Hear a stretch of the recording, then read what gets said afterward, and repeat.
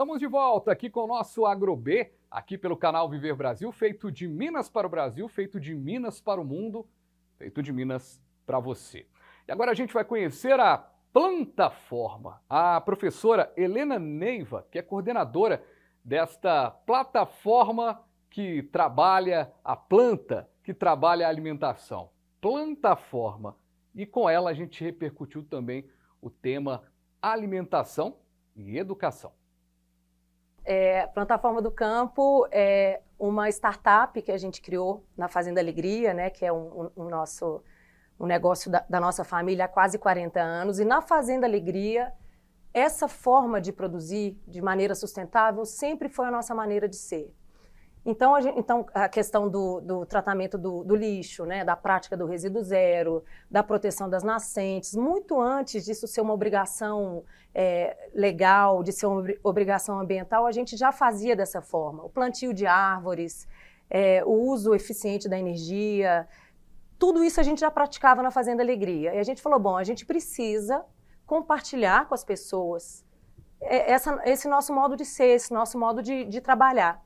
E aí a gente criou essa plataforma e a gente fez esse jogo de palavras com Plantaforma do Campo, justamente para poder ser um espaço para compartilhar conhecimento com os pequenos produtores, neles que a gente quer chegar, para levar a informação de uma forma objetiva, simples e que ele possa compreender e aplicar imediatamente. Porque a gente sabe que o conhecimento da academia, que é absolutamente insubstituível e importante, ele não consegue chegar até o pequeno produtor. Então, a gente tem que traduzir esse conhecimento para uma linguagem simples, que faça sentido e para que ele consiga entender aquilo e aplicar imediatamente. Então, é uma metodologia sempre mão na massa, sempre são videoaulas e tem sempre um material de apoio, mas videoaulas curtas, né, de 5 minutos, 7 minutos, em que o produtor assiste aquilo e ele já sabe o que fazer. Pois é, e aí, você falou uma coisa interessante, né? O conhecimento às vezes não chega para o produtor rural. E aí, ao mesmo tempo, até pegando um trecho do que a gente conversava aqui com a Lisiana da FAENG, que ao mesmo tempo que tem esse conhecimento que não chega, você tem novos produtores rurais que têm acesso a esse conhecimento.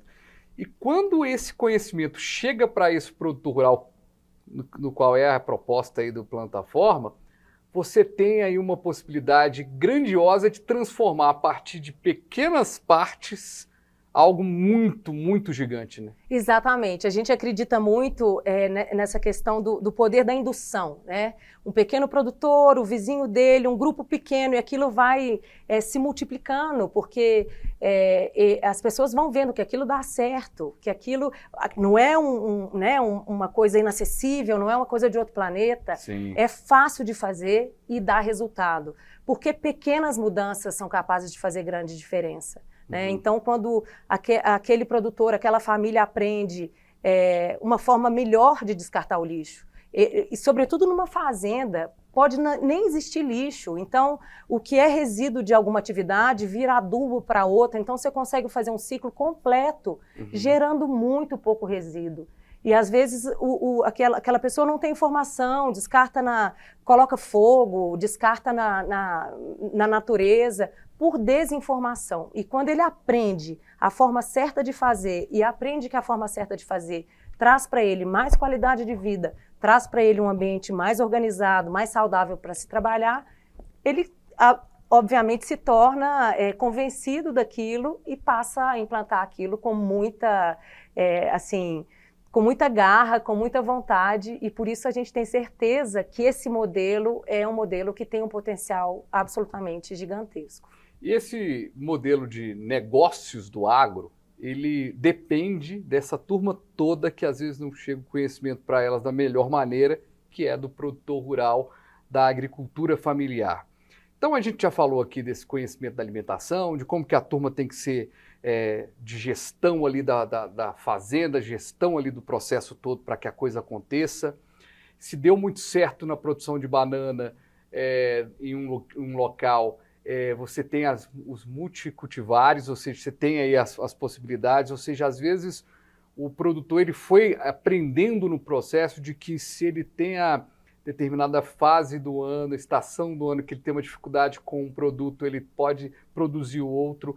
Então, tudo isso vira um conhecimento prático. E quando a gente fala de informação, de conhecimento, parece, eu vou educar, a pessoa vai levar esse conhecimento para a vida. Não, é para a prática e para a questão financeira. E aí eu te pergunto, na transformação, no contato que vocês têm com os produtores, vocês percebem essa mudança, não só do conhecimento, de ter uma boa conversa ali para tomar um café, mas ao mesmo tempo um avanço no que diz respeito à economia, à questão social mesmo no que diz respeito ao conhecimento? Sem dúvida, porque quando o produtor aprende essa forma melhor de trabalhar, ele começa a ter ganhos diretos e indiretos, né? Então, por exemplo, ele passa a evitar desperdício de um monte de coisa, ele já sente isso no bolso, né? E ele passa a ter mais escala, ter um produto melhor em mais quantidade, então ele consegue vender mais, ele aumenta a produtividade dele, e claro que isso vai se traduzindo em mais geração de renda, então gera um ciclo virtuoso, né, de quanto mais você adota aquela prática, você aplica, você vê o resultado, como ele vai resistir a isso, né? Uhum. Então a gente percebe esse incremento na geração de renda, na qualidade de vida, e uma coisa sensacional que a gente tem observado, Fabiano, as crianças, né, os filhos desses produtores se empolgando de novo em fazerem as suas vidas no campo, fazerem seus projetos de vida no campo, porque eles percebem a importância daquilo, então tem um resgate da autoestima e tem um resgate de falar, olha, eu estou fazendo um trabalho absolutamente diferenciado, eu estou contribuindo para a sociedade como um todo, para que eu vou largar isso aqui que é meu, que é da minha família, vou para a cidade, tentar a sorte, sei lá em que condição. Perfeito. Então, também colocar a atividade agropecuária familiar como um projeto de vida para as novas gerações é extremamente importante e a gente consegue levando esse conhecimento de forma direta, prática, acessível e que traz um resultado imediato. Alimentação e saúde. Pois é, a gente falou sobre esse tema também, fechando a série Alimentação e o Agro. A gente conversou com o Dr. Bruno Sander, que ele é médico e produtor rural. O equilíbrio é o caminho na hora de ter uma alimentação saudável.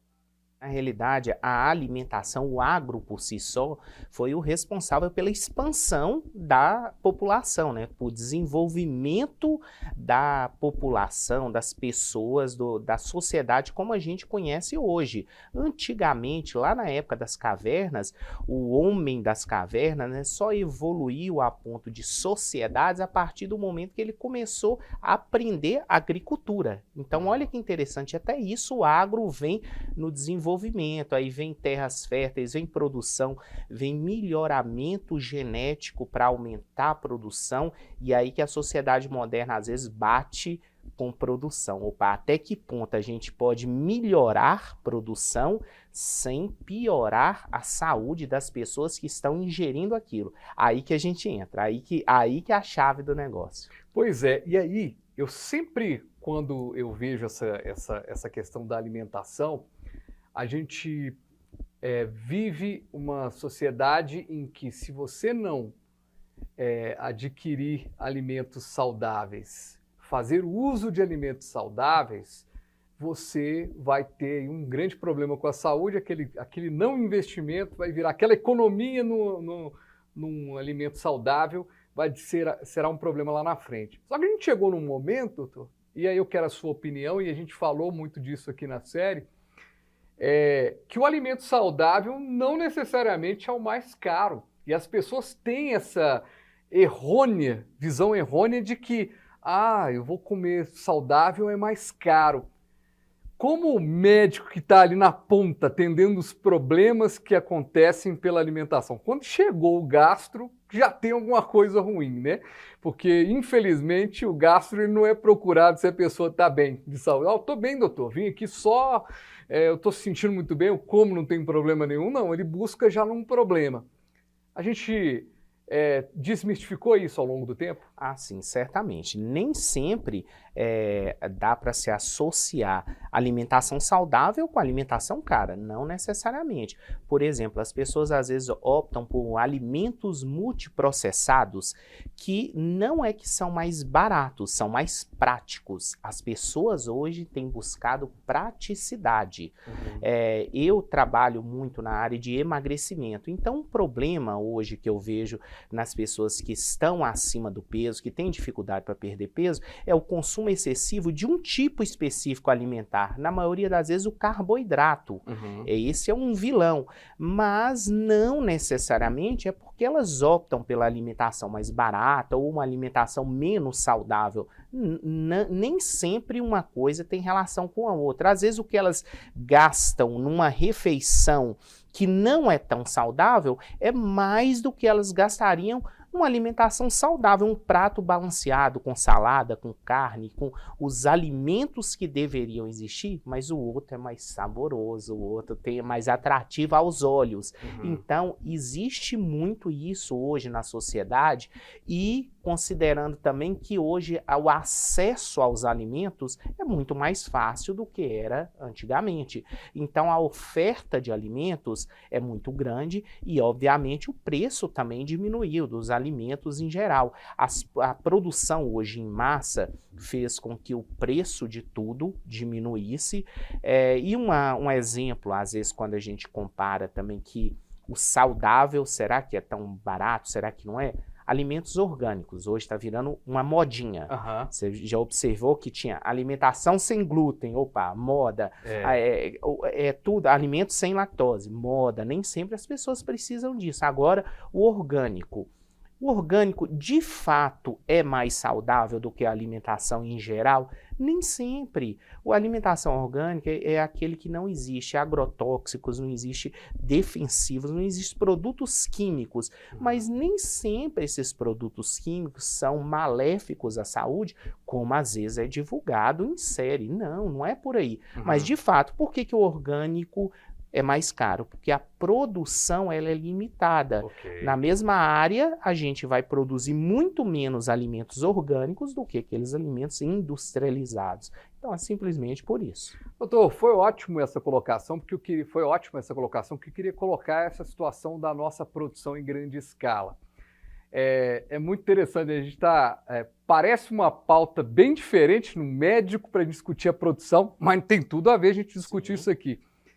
E aí, muito se fala, a gente sempre destaca aqui a questão do defensivo agrícola. O defensivo, também chamado de agrotóxico, ele